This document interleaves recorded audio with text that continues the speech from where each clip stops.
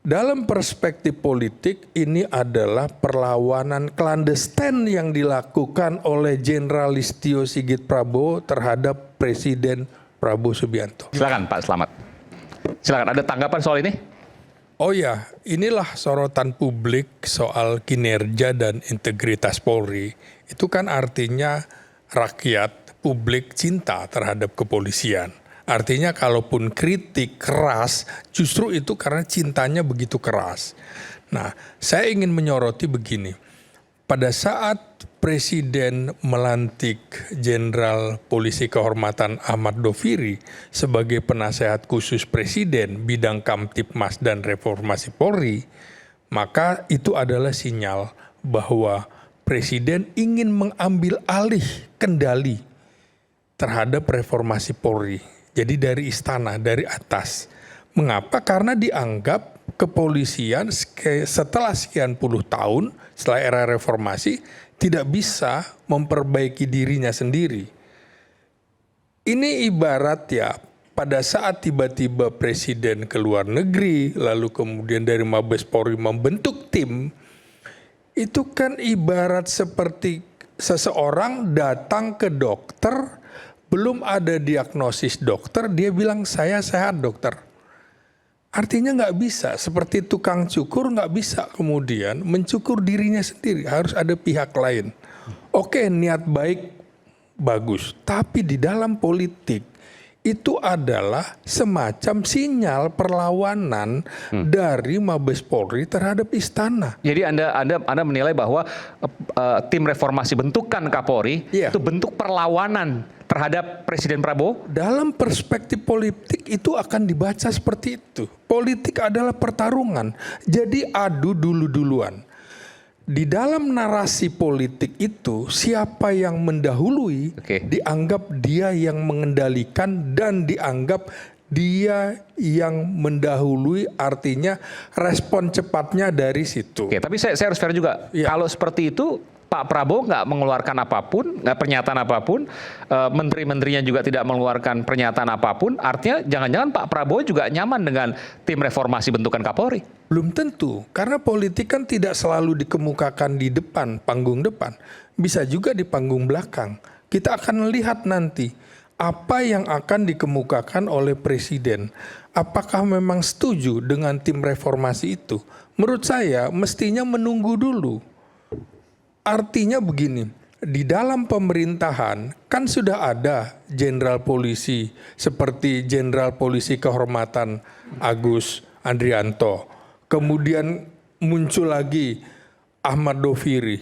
Presiden saya pikir berharap betul dari dua orang ini. Itu kan juga dari internal Polri yang kemudian pasti juga mewakili lembaga kepolisian. Dia kan purnawirawan. Bukan orang yang di luar dari institusi kepolisian. Maka publik akan membaca, loh ini ada apa dengan kepolisian? Mestinya menurut saya Kapolri sudah, Pak, apapun yang dibentuk oleh istana, oleh pemerintah, kami akan tunduk dan patuh. Karena pasti niatnya baik. Tapi narasi dengan menciptakan tim tersendiri secara internal, artinya sebuah perlawanan senyap bahwa kepolisian bisa menyelesaikan kasusnya sendiri tanpa pihak lain, tanpa harus dari istana, tanpa menghadirkan pihak-pihak akademisi, jurnalis, para praktisi. Internal semua nih? Iya. Nah ini kan mestinya tim itu harusnya kalau Polri mau bikin, saya mengapresiasi kemarin misalnya Kapolri mengundang sejumlah tokoh misalnya untuk berbicara di depan. Saya hadir, saya jadi moderator dan menurut saya itu sejarah karena tidak ada pesanan apapun do and don'ts-nya. Lepas semuanya, itu menurut saya sejarah. Apa yang dikemukakan Pak Arianto tadi itu otokritik, bagus sekali kan? Kan harusnya seperti itu. Jadi jangan defensif loh. Tim reformasi yang dibentuk Kapolri itu defensif. Beda dengan Pak Arianto bilang tadi.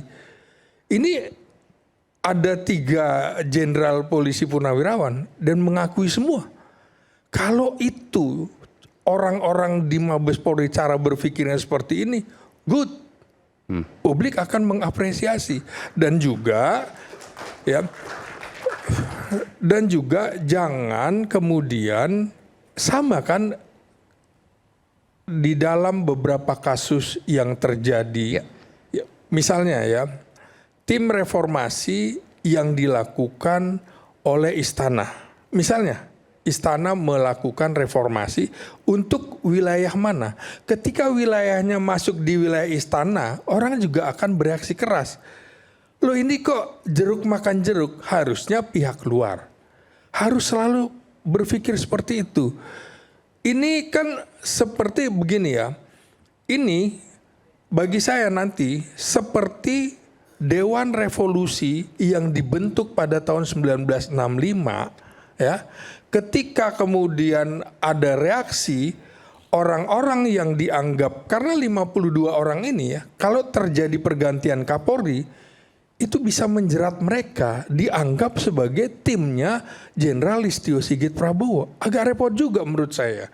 Padahal belum tentu gitu ya. Padahal belum tentu. Menurut saya masih banyak kok polisi yang bagus, walaupun yang buruk juga banyak. Ya inilah yang kemudian reformasi internal kepolisian harus disoroti oleh publik, karena betapa banyak misalnya dari lembaga-lembaga hukum, kehakiman atau Mahkamah Agung, kejaksaan, kepolisian dan KPK, polisi berada di titik nadir. Artinya memang harus ada yang diangkat, harus ada reformasi. Bahkan saya pernah mengusulkan kalau memang tidak ada lagi polisi yang bagus dan terpaksa harus dilakukan kondisi darurat, ambil saja dari yang purnawirawan, masukkan kembali untuk situasi 2 tahun, misalnya Jenderal Arianto Sutadi, kemudian Jenderal Dharma Pongrekun, seperti atau kejaksaan siapa, gitu ya, seperti kejaksaan. misalnya seperti itu. Niatnya untuk baik gitu. Nah ini menurut saya polisi mestinya lebih legowo dalam pengertian nggak apa-apa, himpunlah semuanya. Jangan kemudian yang mengkritik, oh ini dari dulu benci polisi, nggak ada tuh. Saya itu dari tahun berapa saya kenal Pak Arianto Sutadi sebagai jurnalis, selalu diskusi. Liputan tahu borok-boroknya seperti apa. Jadi bicara tentu ini persoalan empiris yang kita kemukakan. Ada data, ada fakta. Dan saya juga kerap diskusi dengan Prof. Kiki walaupun berbeda pendapat. Selalu seperti itu. Nah jadi menurut saya dalam perspektif politik ini adalah perlawanan klandestin yang dilakukan oleh Jenderal Listio Sigit Prabowo terhadap Presiden Prabowo Subianto.